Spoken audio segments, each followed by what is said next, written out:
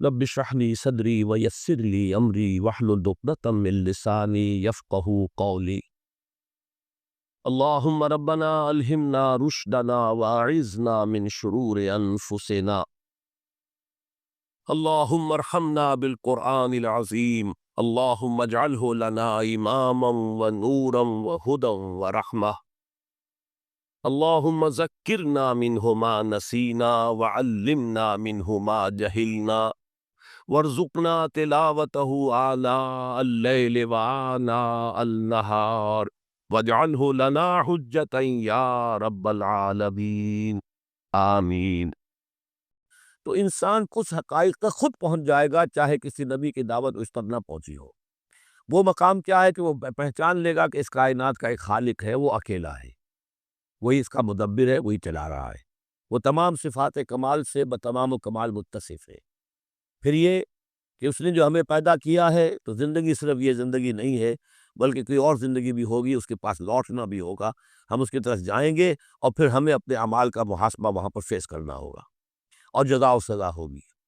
یہاں تک انسان پہنچ سکتا ہے،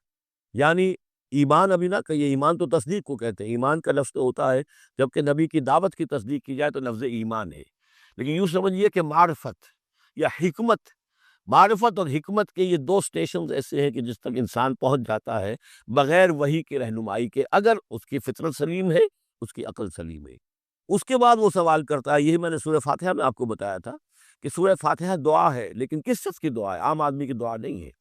وہ ہمیں تلقین تو کی گئی ہے، نماز میں ہم وہی پڑھتے ہیں، لیکن اس میں پیش نظر کیا ہے کہ ایک شخص جو اپنی سلامتی طبع، سلامتی فطرت، سلامتی عقل سے یہاں تک تو پہنچ گیا کہ الحمدللہ رب العالمین الرحمن الرحیم مالک یوم الدین ایاک نعبد، یہاں تک تو وہ پہنچ گیا ہے۔ اے رب، پھر تیری ہی بندگی کرنی چاہیے، تیری ہی مرضی پر چلنا چاہیے، لیکن تیری مرضی کس شے میں ہے یہ ہمیں معلوم نہیں، تو کس چیز سے راضی ہوتا ہے، کس سے ناراض ہوتا ہے یہ ہمیں معلوم نہیں، تیری بندگی کیسے کرے یہ ہمیں معلوم نہیں۔ تو اس سے آگے پھر ہے وہ جو اہدنا الصراط المستقیم، ایاک نعبد و ایاک نستعین اہدنا الصراط المستقیم۔ تو ایسی ایک شخصیت تھی حضرت لقمان کی، جہاں تک روایات سے ان سے معلوم ہوتا ہے کہ یہ حبشی النسل تھے۔ نوبیا ایک جگہ ہے کہ جو سوڈان اور یوں سمجھیے کہ مصر کے تقریباً درمیان یا سرحد پر ہے، وہاں یہ رہتے تھے اور کارپینٹر تھے، لیکن یہ کہ اللہ تعالیٰ ذہانت جس کو بھی چاہے دے دے، لیکن ان کے اندر اللہ تعالیٰ نے وہ ذہانت بھی دی تھی اور وہ سلامتی فکر، سلامتی عقل، سلامتی فطرت، سلامتی قلب، اس کے نتیجے میں وہ اس چیز تک پہنچ گئے تھے، توحید تک۔ اور اس کے ساتھ ہی یہ ہے کہ اعمال انسان کے جو ہے وہ ضائع جانے والے نہیں ہیں، ان کا کوئی نہ کوئی بدلہ مل کر رہے گا۔ باقی یہ کہ جو چیزیں وہی سے معلوم ہوتی ہیں، جنت دوزخ، وہ تو ان کے تذکرہ نہیں ملے گا اس کے اندر،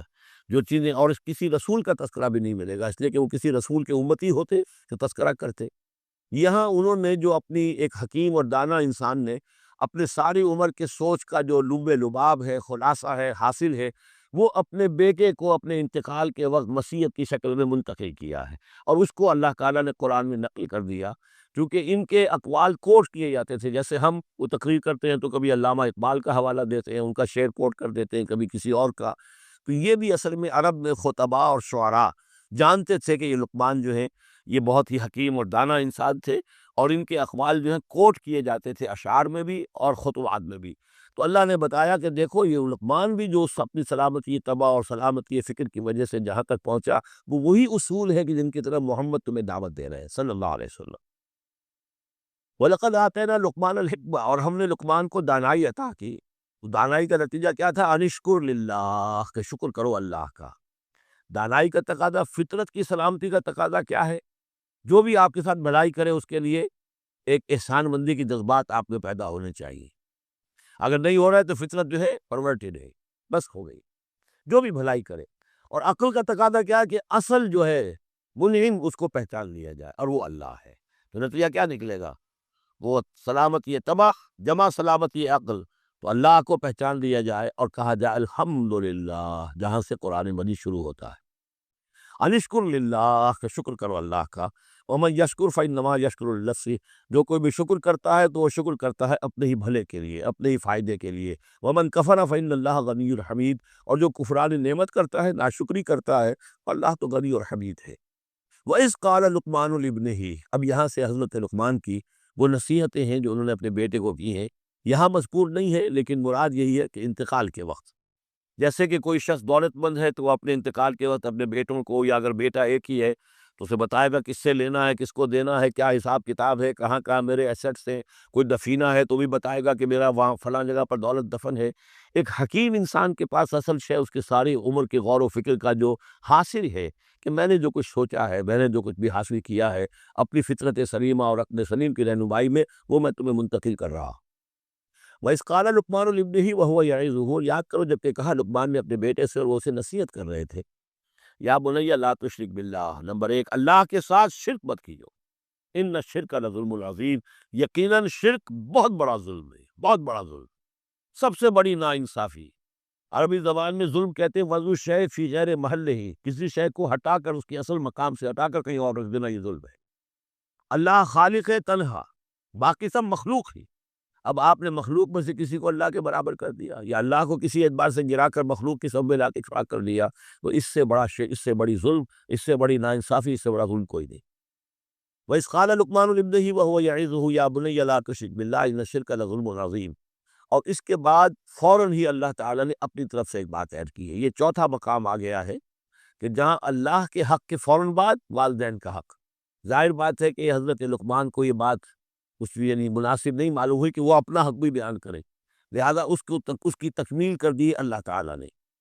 وَوَصَّيْنَا الْإِنسَانَ بِوَالِدَيْهِ، اور ہم نے وصیت کی انسان کو اس کے والدین کے بارے میں، اور والدین میں سے بھی خاص طور پر والدہ، اس لیے کہ زیادہ مشقت وہ جھیلتی ہے، زیادہ تکلیفیں بچوں کی پرورش میں ماں کو برداشت کرنی پڑتی ہے۔ وَوَصَّيْنَا الْإِنسَانَ بِوَالِدَيْهِ حَمَلَتْهُ أُمُّهُ وَهْنًا عَلَىٰ وَهْنٍ، اسے اٹھائے رکھا،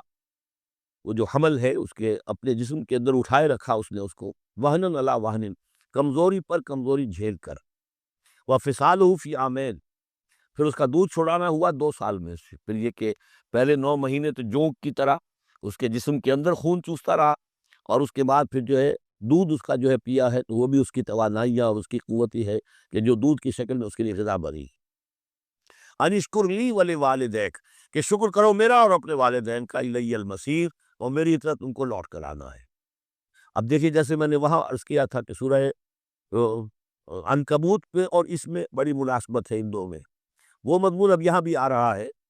کہ اگر یہ دو حق ٹکرا جائیں، ایک حق اللہ کا ہے شرک نہ کیا جائے، ایک حق والدین کے ساتھ حسن سلوک ہے، اب یہ ٹکرا گئے، والدین کہہ رہے ہیں شرک کرو، اب کیا کریں؟ وَإِن جَاهَدَاكَ عَلَىٰ أَن تُشْرِكَ بِي مَا لَيْسَ لَكَ بِهِ عِلْمٌ، اگر وہ تم سے جہاد کریں، تم پر دباؤ ڈالیں، تم سے لڑیں، تم سے جھگڑیں،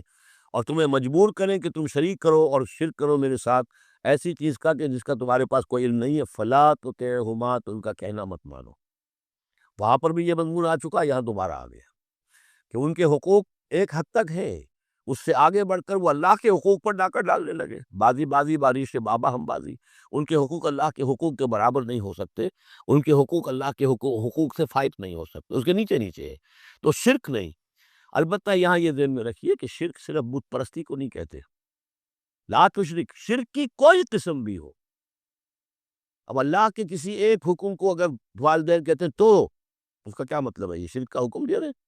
اس لیے کہ آپ نے والدین کے کہنے پر اللہ کے حکم کی خلاف ورزی کی، اس کا مطلب ہے کہ آپ نے مطاع اور معبود والدین کو بنا لیا۔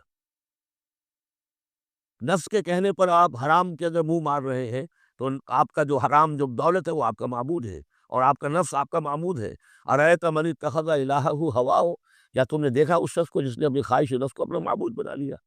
تو شرک کا مفہوم جو ہے اس کا پورا وسیع مفہوم، اور جیسا کہ اس سے پہلے بھی تذکرہ ہو چکا ہے، اس پر الحمدللہ کہ میں نے تقریباً 20 سال پرانی بات ہے یہ،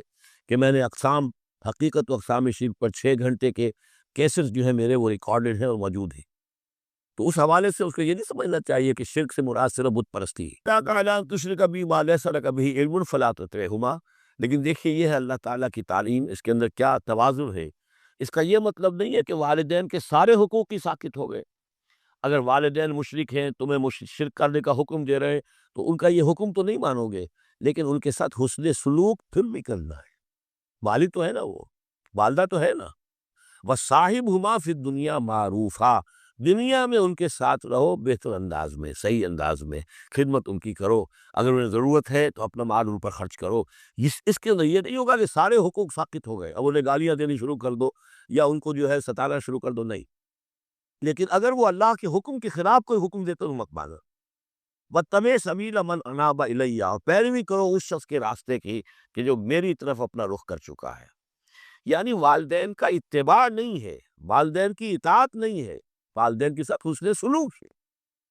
اطاعت ہوگی اگر اللہ کی اطاعت کے مطابق، اس کے دائرے کے اندر کوئی اطاعت بھی ہوگی، لیکن بالفعل اور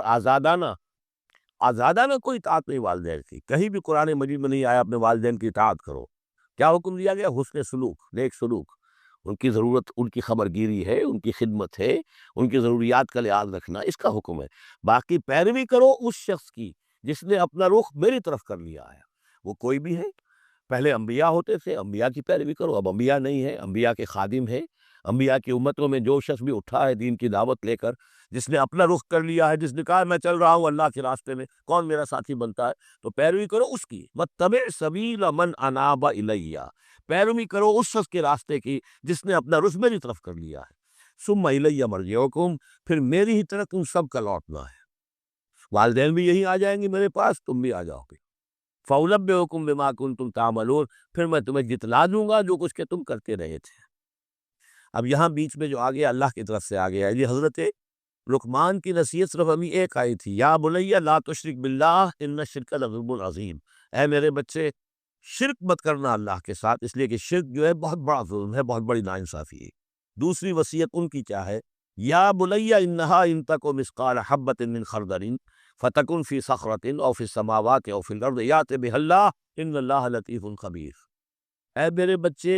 عمل، خواہ وہ نیکی کا ہو خواہ بدی کا ہو، انہا، ہا کی ضمیر ہے عمل کی طرف، عمل خواہ ایک رائی کے دانے کے ہم وزن ہو۔ اب یہ سب سے چھوٹی چیز، رائی کا دانہ، فتیلہ، نقیرہ، یہ تین چیزیں آتی ہیں قرآن مجید میں عام طور پر چھوٹی شے کے لیے،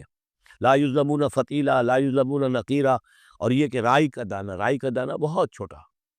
تو چاہے وہ نیکی یا بدی ہو، رائی کے دانے کے ہم وزن، اور پھر فتکن فی صخرۃ، وہ کسی پہاڑ کی، کسی چٹان کے پیٹ میں جا کر، کسی کھو کے اندر جا کر وہ عمل کیا گیا ہو،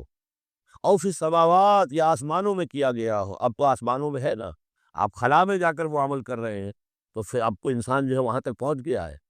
اور فی الارض، یا زمین کے پیٹ میں گھس کر کیا گیا ہو، یأت بہ اللہ، اللہ اسے لے آئے گا۔ یعنی انسانی اعمال، انسان اشرف المخلوقات ہے، اور انسانی اعمال ایسی گھٹیا چیز نہیں ہے کہ ایسے ضائع کر دے اللہ، چاہے وہ نیکی ہے چاہے بدی ہے۔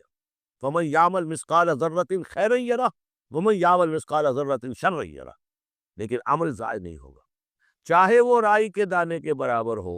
پھر چاہے وہ کسی چٹان میں گھس کر کیا گیا ہو، کسی پہاڑ کی کھو میں کیا گیا ہو، چاہے وہ خلا اور فضا کی پہنائیوں میں کیا گیا ہو، چاہے وہ زمین کے اندر سرنگ کھود کر کیا گیا ہو، یأت بہ اللہ ان اللہ لطیف الخبیر، یقیناً اللہ تعالیٰ باریک بین ہے، باخبر ہے۔